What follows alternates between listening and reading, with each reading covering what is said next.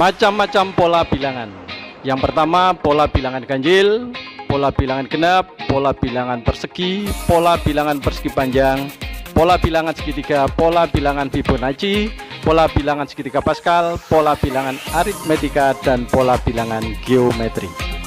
Sekarang mari kita pelajari pola bilangan yang pertama, yaitu pola bilangan ganjil. Pola bilangan ganjil bisa dilihat di situ ada gambar di mana urutan bilangan ganjil dimulai dari 1, 3, 5, 7 dan seterusnya. Di mana rumusnya untuk bilangan ganjil UN sama dengan 2n-1.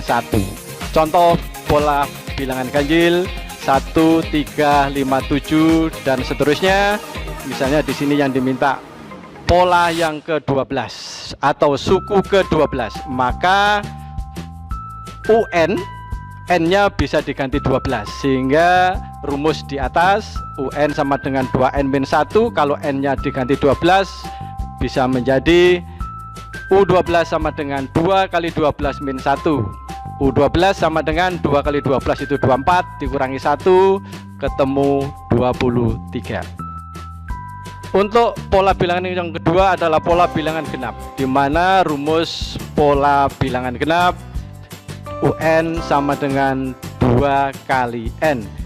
Untuk contohnya, kalau bentuk umumnya tadi UN sama dengan 2N, maka U12 sama dengan 2 kali 12 ketemu 24. Untuk selanjutnya bilangan persegi, ya. Rumus pola bilangan persegi UN sama dengan N pangkat 2. Contoh pola bilangan persegi UN sama dengan N pangkat 2, maka U12 sama dengan 12 pangkat 2 ketemu 144. Untuk selanjutnya pola bilangan persegi panjang, di mana bentuk umumnya atau rumusnya atau suku ke N-nya itu sama dengan UN sama dengan N dalam kurung N plus 1. Contohnya, di mana bentuk umum atau rumusnya UN sama dengan N dalam kurung N plus 1. Kalau N-nya diganti 12 berarti U12 sama dengan 12 dalam kurung 12 plus 1. Dalam kurung dikerjakan dulu, 12 plus 1 itu 13. Kalau dikalikan dengan 12 ketemu 156. Pola bilangan segitiga. Pola bilangan segitiga memiliki bentuk umum atau rumus UN sama dengan setengah kali N dalam kurung N plus 1. Untuk contoh soalnya, kalau rumusnya UN sama dengan setengah kali N dalam kurung N plus 1, maka suku ke-12 N-nya diganti 12, sehingga menjadi U12 sama dengan setengah kali 12 dalam kurung 12 plus 1 sama dengan setengah kali 12 itu 6, yang di dalam kurung 12 ditambah 1 itu 13. Berarti 6 kali 13 ketemu 78. Sesuai namanya, ini Fibonacci adalah penemunya, di mana aturannya adalah suku ketiga diperoleh dari suku pertama dan kedua dijumlahkan. Demikian juga untuk suku keempat, berarti suku kedua dan ketiga dijumlahkan. Begitu dan seterusnya. Di sini misalnya ada awalan 1 dengan 1, maka suku ketiganya adalah 2. Kemudian suku keempatnya berarti 1 tambah 2 itu 3. Suku kelimanya berarti 2 ditambah 3 itu 5 dan seterusnya. Di mana rumus umumnya atau UN-nya sama dengan UN1 ditambah UN2. Pola bilangan berikutnya adalah pola bilangan segitiga Pascal. Pola bilangan segitiga Pascal ini seperti namanya ada kata Pascal, di mana nama Pascal sudah tidak asing lagi di mapel matematika maupun IPA.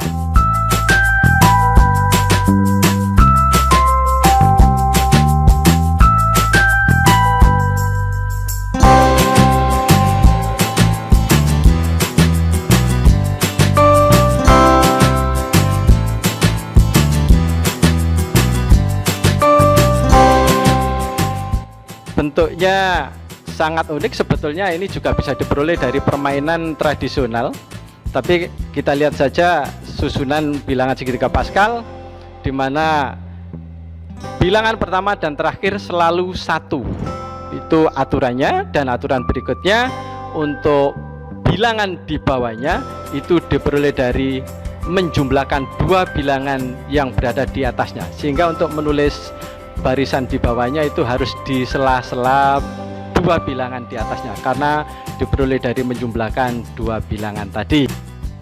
Untuk contoh konkret dari segitiga Pascal bisa dilihat di situ.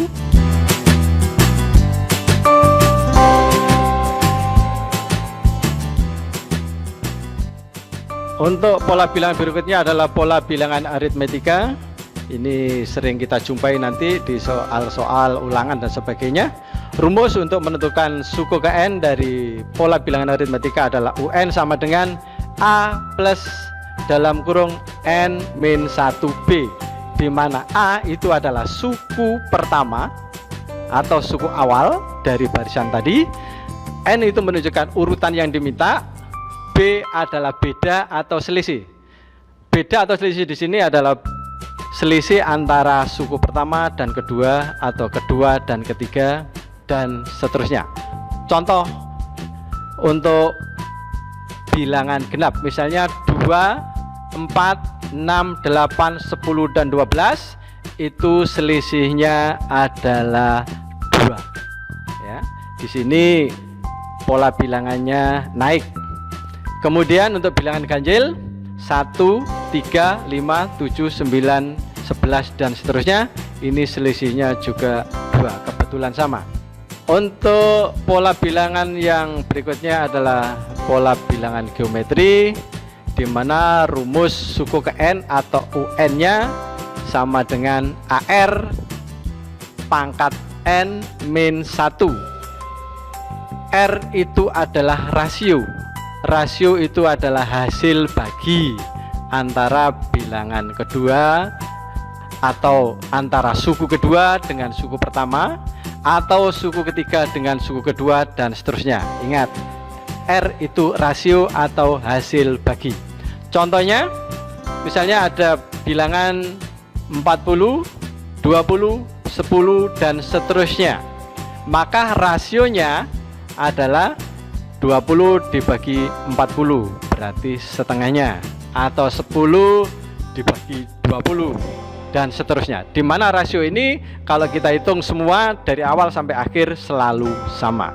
Untuk contoh kedua, misalnya ada pola 2 min 6, 18, negatif 54, dan seterusnya.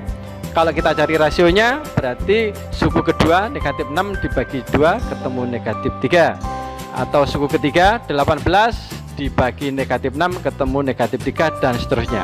Seperti yang contoh pertama, rasio dari awal sampai akhir akan selalu sama.